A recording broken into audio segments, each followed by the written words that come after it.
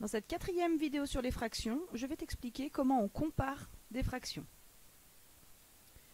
Alors, à quoi est-ce qu'on peut comparer des fractions? On peut les comparer à 1. 1 étant l'unité. L'unité, ici par exemple, c'est le disque entier. Ça veut dire qu'en gros, ici, une fraction qui ne fait pas le disque entier, qui fait moins que le disque entier, elle sera plus petite que 1. Ici, cette fraction, on voit que le disque, on a coupé en 5 parts égales.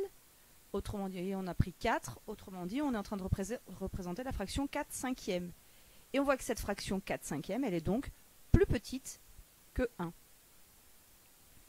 Quand on prend les 5 cinquièmes, on voit qu'on a pris toute l'unité, pile poil. Autrement dit, 5 cinquièmes, c'est égal à 1. Et pour le dernier exemple, on en a pris 5, 6, 7, 7 cinquièmes. Et on voit que 7 cinquièmes, j'ai eu besoin d'un disque, mais pas que d'un, un peu plus que 1. Autrement dit, on voit bien que c'est plus grand que 1. Et voilà, j'ai réussi à comparer chaque fraction à 1, à l'unité. Qu'est-ce qui s'est passé en fait? Quand on regarde un peu ce qu'on a fait, on se dit, on avait tout coupé en 5. Enfin, l'unité, on l'avait coupé en 5. Et là, on en avait pris 4. Autrement dit, on avait pris moins que 5. Donc si on en a pris moins que le nombre de parts qu'on avait fait au départ, forcément, on a pris moins que l'unité. Ça veut donc dire que une fraction sera inférieure à 1 quand son numérateur sera plus petit que son dénominateur. Donc là, je vois que 4, c'est plus petit que 5. Autrement dit, cette fraction, elle est bien plus petite que 1. J'en ai pris moins que le nombre de parts que j'avais fait au départ. Pour la deuxième règle, une fraction, elle sera égale à 1 si quoi? On voit bien, si on prend autant de parts qu'on en avait découpé.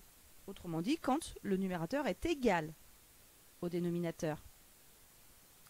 Et une fraction sera supérieure à 1 quand on prendra plus de parts que ce qu'on avait coupé au départ, donc quand le numérateur sera plus grand que le dénominateur. Donc tu vois, pas très compliqué de comparer des fractions à 1. Deuxième chose qu'on peut faire avec des fractions au niveau des comparaisons. On peut comparer deux fractions ensemble quand elles ont le même dénominateur. Autrement dit, quand on a coupé les unités en le même nombre de parts. Ici, on observe qu'on a coupé en 5 parts, et à chaque fois, ici aussi, on a coupé en 5 parts. Qu'est-ce qu'on regarde en fait? On voit que sur la première image, on a utilisé 3 cinquièmes de l'unité. Et sur la deuxième, on en a pris 6 cinquièmes, sur lequel on en a pris plus. On voit bien qu'on en a pris plus là où on a pris le plus de parts, puisque les parts étaient égales. Donc plus on va prendre de parts, plus la part que nous on aura pris sera importante. Autrement dit, ici, 3 cinquièmes, c'est bien plus petit que 6 cinquièmes. Et pourquoi c'est vrai? Parce que juste 3, c'est plus petit que 6.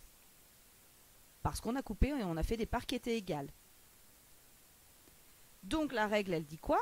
Que si on a deux fractions qui ont le même dénominateur, alors qui sera la plus grande? Ce sera celle qui a le plus grand numérateur. Bien, une dernière règle, c'est quand cette fois-ci, les fractions, elles ont le même numérateur. Le même numérateur, ça veut dire qu'on va prendre le même nombre de parts. Mais les parts ne sont pas forcément égales.